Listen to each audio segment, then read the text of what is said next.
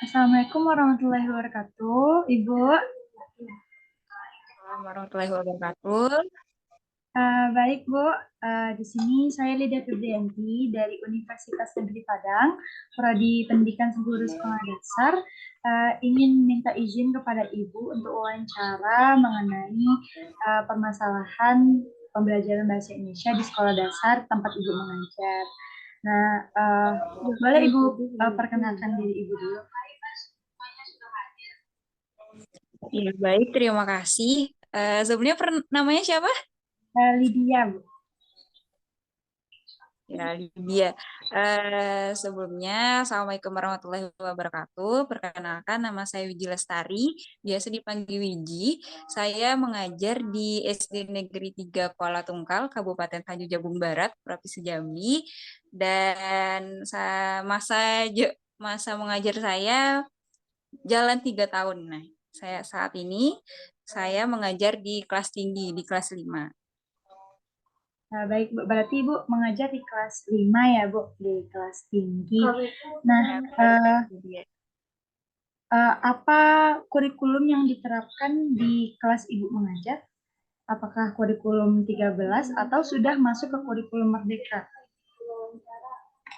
Kalau untuk di sekolah itu sudah diterapkan kurikulum merdeka, tapi hanya untuk kelas 1 dan kelas 4.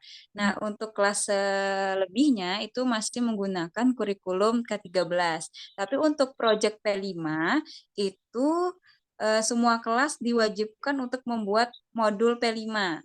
Nah, jadi dikombinasi gitu. Nah, kurikulum merdeka juga, kurikulum K13 juga. Tapi untuk yang 4 kelas yang tadi itu tidak diwajibkan untuk pakai kurikulum Merdeka, hanya buat proyeknya saja. Nah, berarti Ibu mengajar di kelas 5 yang masih menggunakan kurikulum 13 begitu, Bu? Nah, Iya, benar. jadi dalam pembelajaran tersebut, pembelajaran khususnya bahasa Indonesia ya, Bu, apakah ada kendala dalam Ibu mempelajari, dalam Ibu mengajarkan dalam proses pembelajaran bahasa Indonesia tersebut di kelasnya Ibu mengajar, di kelas Ibu mengajar? Ya, makasih nih Lydia untuk pertanyaannya.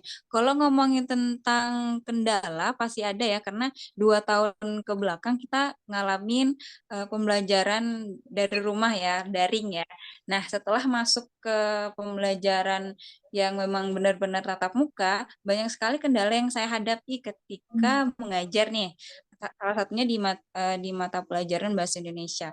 Yang pertama itu adalah kurangnya penguasaan kosakata peserta didiknya gitu. Terus yang kedua, ada beberapa siswa yang dia lancar membaca, tapi kurang memahami apa sih yang mereka baca, dia kurang bisa ngerti maksud dari apa yang mereka baca. Terus yang ketiga, komunikasinya kurang. Nah, seperti itu. Kalaupun ada yang bisa komunikasi, mereka malu-malu, belum ada keberanian atau kepercayaan diri yang tinggi seperti itu. Terus adanya minat baca yang kurang karena pandemi mereka mungkin seringnya megang gadget ya daripada buku yang um, physically dipegang gitu di lembar buka-buka ada jadi kurang minat bacanya itu sih kendalanya di dia. Jadi untuk kendala tersebut, bagaimana nih cara Ibu mengatasi kendala-kendala tersebut? Menarik nih. Kalau ngatasi kendala karena saya mengajar baru hampir jalan 3 tahun ya, jadi juga masih sharing sama guru-guru senior.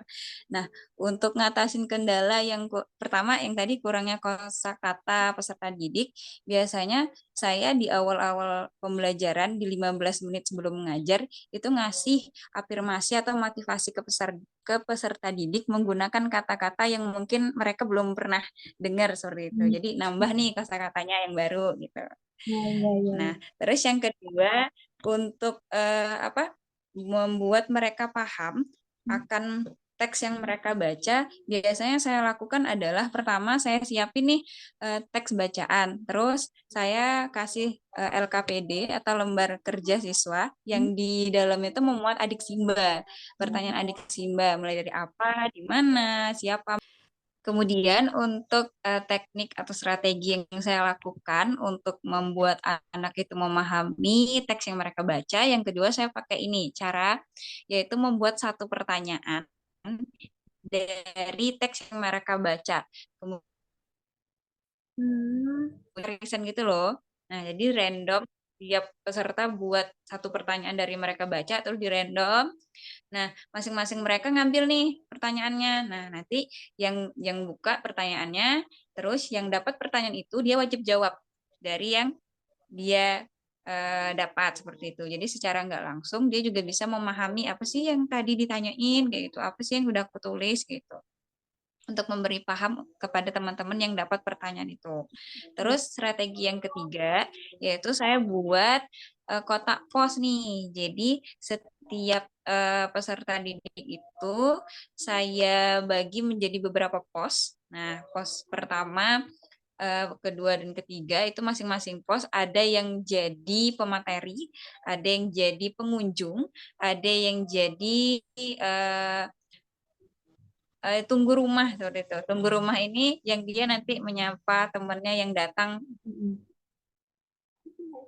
Jadi untuk kegiatannya peserta didik tadi memahami dulu teks atau apa ya informasi masing-masing. Terus nanti ada teman-teman pos lain datang berkunjung, terus tuan rumah yang jadi pemateri itu jelasin. Kayak itu. Nah, si pengunjung nanti mencatat informasi yang mereka dapat. Nah, tentu sebelum mereka menjelaskan ke teman yang mengunjungi, mereka tuh harus paham juga kan apa yang mereka baca atau mereka dapetin. Nah, secara nggak langsung mereka juga membaca, memahami, dan mencerna materi yang udah didapat. Ini tiga strategi tadi, apa ya, mereka bisa nih nggak cuman baca, nggak cuman lancar bacanya, tapi mereka juga bisa memahami arti dan juga bisa mengkomunikasikan apa yang mereka baca. Terus strategi atau yang saya untuk membuat minat baca peserta didik saya, terutama ya di kelas saya untuk suka membaca, yang pertama adanya kegiatan pembiasaan. Jadi di sekolah kami itu setiap satu bulannya itu ada 2 kali kegiatan membaca seperti itu. Nah, jadi di lapangan dikumpulin nih anak-anak semuanya, terus diminta untuk membaca buku yang mereka suka dari koleksi buku yang ada di perpustakaan.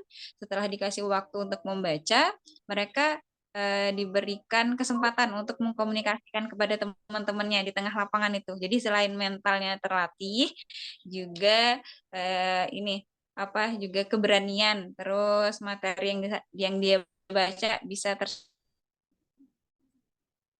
satu ya. Terus untuk yang di dalam kelas juga ada kegiatan menit sebelum pembelajaran. Nah, jadi untuk di sekolah itu masing-masing kelas mempunyai pojok baca nih. Jadi pojok baca tadi itu kan digunakan untuk salah satu minat baca mereka, juga dihadirkan buku-buku koleksi yang sesuai dengan minat mereka. Nah, untuk 15 menit sebelum pembelajaran mereka boleh ambil apapun, buku berjudul apapun di pojok baca, kita gunain, kita manfaatin pojok bacanya buat mereka baca. Nah, selain membaca, mereka juga membuat resume sedikit tentang apa yang mereka baca. Siapa tokohnya, apa pesan yang bisa kita ambil. Nah, seperti itu. Itu sih deh kalau dari saya. Gitu, Bu. Oke. Makasih banyak, Bu. Alhamdulillah dengan adanya observasi ini, saya harap nantinya pas saya terjun ke lapangan, saya banyak belajar dari Ibu. Tadi bagaimana cara mengatasi permasalahan-permasalahan yang Ibu alami ya saat mengajarkan pembelajaran bahasa Indonesia di kelas tinggi. Juga saya izin Bu untuk eh, membagikan hasil observasi hasil wawancara ini untuk tugas mata kuliah pembelajaran bahasa Indonesia kelas tinggi saya. Dan terima kasih banyak Ibu sudah mau menyisihkan waktunya untuk saya wawancarai. Semoga semua urusan Ibu dilancarkan, ngajarnya tambah uh, baik, tambah senang anak-anaknya makin Amin, amin. banyak inovasi yang Ibu hadirkan untuk anak. Oke, Bu. Iya, Mungkin pesan satu lagi deh, pesan satu ya, lagi. ya, Bu. Karena sekarang teknologi makin berkembang ya, jadi gunain teknologinya, gunain games-game yang bisa menarik minat mereka untuk belajar, terutama untuk pembelajaran bahasa Indonesia. Nah, salah satu gamesnya bisa gunain TTS, Word Tool ya. Nah, itu ada tuh, keren tuh Ya kayak aplikasinya, yang di cobain ya. Jadi, story WhatsApp Ibu kemarin ya. ya Ya. benar-benar. Jadi kita ngelakuin games tapi ada edukasinya di dalamnya. Gitu. Baik, Bu. Semangat. Terima kasih banyak, Bu. Oke, selamat melanjutkan Sama-sama aktivitas Ibu. semangat kuliahnya. Iya, Bu.